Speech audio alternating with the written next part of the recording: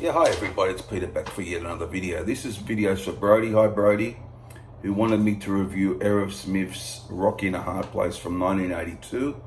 I used to have the CD, I don't now. I have it on my iPod and phone, so I'm just going to go from the iPod, old iPod I have, through the tracks. And I haven't played it for a while. I played it again recently a couple times. I did play it a few weeks back, and I played it again today, but I heard it years back, and I've got some notes, and I'll just talk about the album. So 10 tracks, 40 minutes in length.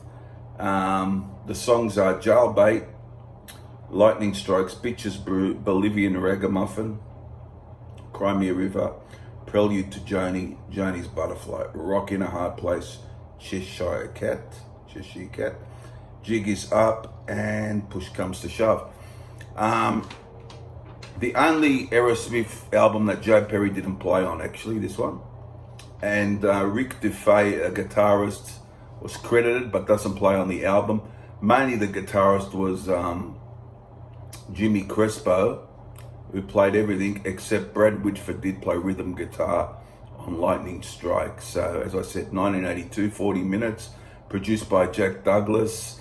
The album went gold years later around 1989, and there you have it. And it's the band was really torn apart at this time. Perry gone, Whitford gone. He played on one track, but wasn't in the band, and had two other guitarists on their album sleeve and so on.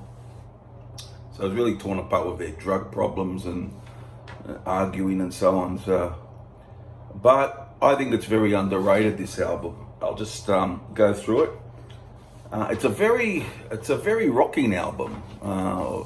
One of their hardest rocking albums, I feel. And it starts off with Jailbait. That's a good rock. One of the best songs on it. It's got a good feel to it. The way he does the vocal is really good. Steve Tyler really rips it out. I like that one. I wouldn't say it's my favorite song on the album, but it's one of the best songs on the album for me.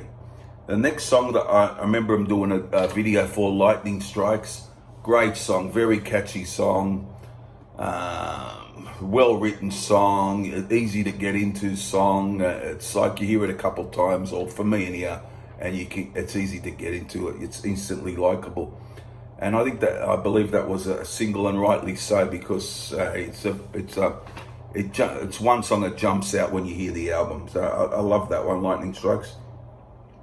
Bitches Brew is a good rocking song. As I said, the album is very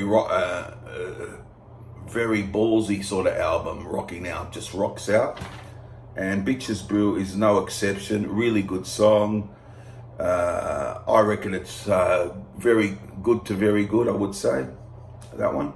I really like the next one, Bolivian Ragamuffin. I reckon it's got a good catchy feel to it, good groove to it. Really like that one. And he's still singing up a storm, Tyler, on this album. He's really, although the problems they have, they could still come up with good stuff. It's quite amazing. But I'm not saying this is their greatest album ever. I'm just saying it's underrated. It's got a lot of fans, but it gets a lot of crap too. So that's how it is. But I do like Bolivian Ragamuffin, really good. Then he does the old standard song, Crimea River, the ballad. Sings it great, I think. Real passionate, real emotive. It's really well done, I think, that song. I reckon they really do it really well, that song. That's the ballad. And you got Prelude to Joni, which is like experimental. You hear voices in the song. It's very experimental. It's only just over a minute. And it's called Prelude to Joni, which goes into Joni's Butterfly, which is very one of the best songs on the album. It's right up there for me in the first two or three songs. Very acoustic driven, but it's got a good melody, and his voice is really good. His voice sounds great in this.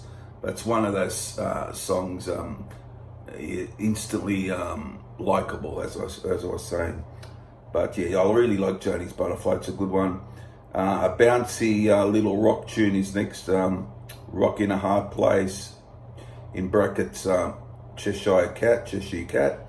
I like it, without not being my favourite, but I think it's not bad. I wouldn't say it's a bad song, but it's pretty decent. That's a good one.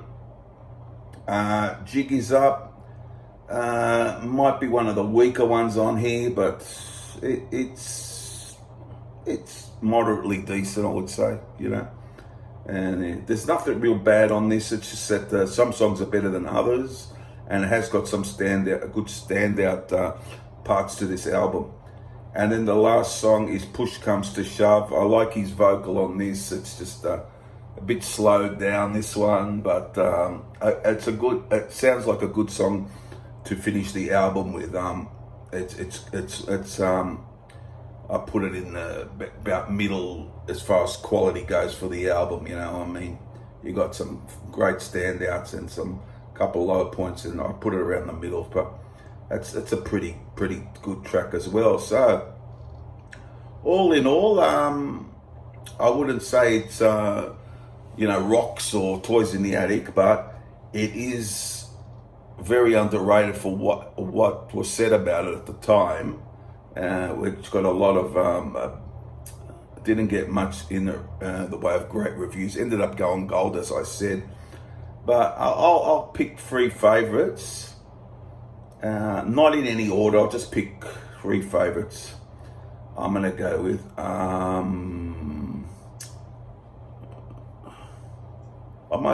I'll pick three. I'll go with Jailbait. I'll have to pick that. Lightning Strikes, and Joni's Butterfly.